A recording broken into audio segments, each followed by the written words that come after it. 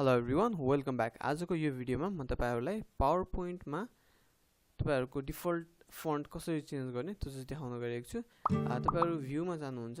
View मा गइसकेपछि यहाँ स्लाइड मास्टर भन्ने अप्सन देख्नुहुन्छ। त्यसमा क्लिक गर्नुभयो भने स्लाइड मास्टरको एउटा लेआउट खुल्छ जसमा तपाईहरुले यहाँ फन्ट देख्न सक्नुहुन्छ।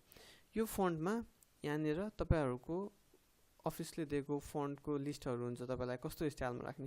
यदि तपाईहरुलाई आफ्नो कुनै फन्टहरु चाहिएको छ भने यहाँनिर गएर तपाईहरुले हेडिङ फन्ट, हेडिङ भनेको जुन माथिको टाइटलमा देखिया नि यो फन्टको कुन फन्ट राख्ने त्यहाँ गएर तपाईहरुले सिलेक्ट गर्न सक्नुहुन्छ। For example Times New Roman अथवा अब बडीमा चाहिँ हाम्रो क्यालिबरी छ यसमा पनि टाइम्स न्यू रोमन। अब यो चाहिँ कस्तो केसमा काम गर्दाखेरि सजिलो हुन्छ भन्दा तपाईले स्लाइड सबै बनाइसकेपछि एकैचोटी आएर यहाँबाट हेडिङ र बडीको फन्ट चेन्ज गरिदिनु भयो भने तपाईको सबै स्लाइडको फन्टहरु यसरी चेन्ज भइसक्यो हुन्छ जुन चाहिँ कि तपाईको टाइम्स न्यू रोमनमा बसिसकेको हुन्छ। अब यो त भयो तपाईको सबै स्लाइडलाई एकैचोटी फन्ट चेन्ज गर्ने तरिका है।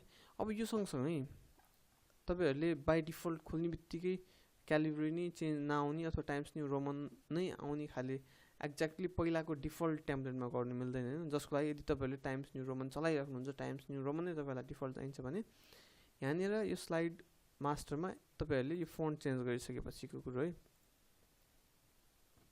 ओके, तपाईहरुले यो स्लाइड मास्टरबाट फन्ट चेन्ज गरिसक्नुभयो। मानौ अहिलेको लागि टाइम्स न्यू रोमन छ हाम्रो। अब यो चाहिँ हामीले सधैं काम गर्ने यसैमा हो भने चाहिँ तपाईहरुले के गर्न सक्नुहुन्छ, यसलाई सेभ गर्नु पर्यो। यसलाई फाइल सेभ, यसलाई सेभ चाहिँ गर्ने एउटा मात्र ठाउँ हुन्छ हेर्नु है। यसलाई सेभ चाहिँ तपाईहरुले माई डकुमेन्ट अथवा डकुमेन्ट भित्र जानुभयो भने कस्टम अफिस टेम्प्लेट्स भन्ने एउटा फोल्डर हुन्छ त्यो फोल्डर खोल्नु होला। त्यो फोल्डर खोलिसकेपछि अनि यहाँनिर तलपट्टि जुन यो सेभ एज टाइप छ यसमा गएर पावरपोइन्ट टेम्प्लेट अथवा POTX भन्ने अप्सन हुन्छ त्यहाँ गएर क्लिक गरेर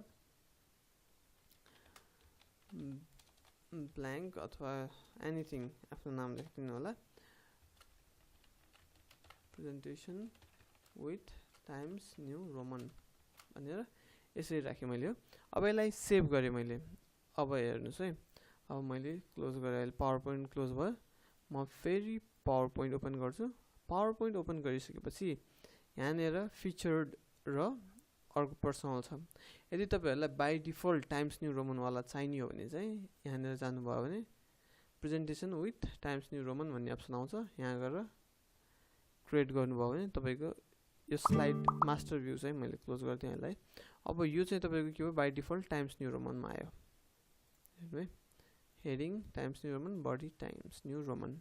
अब यसरी नै तपाईहरुले बाइ डिफल्ट फन्टहरु चाहिँ चेन्ज गर्नु मिल्छ। अब यो चाहिँ यो तपाईहरुलाई अप्ठ्यारो लाग्न सक्छ हैन।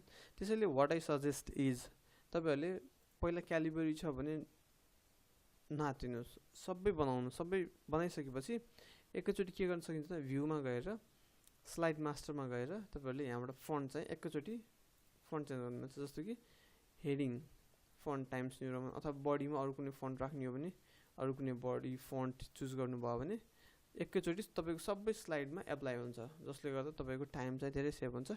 सो यो दुईटा तरिका भयो, जुन सजिलो लाग्छ त्यो चाहिँ युज गर्नु होला। And that's it. Don't forget to subscribe to my channel. See you in next video. Bye bye.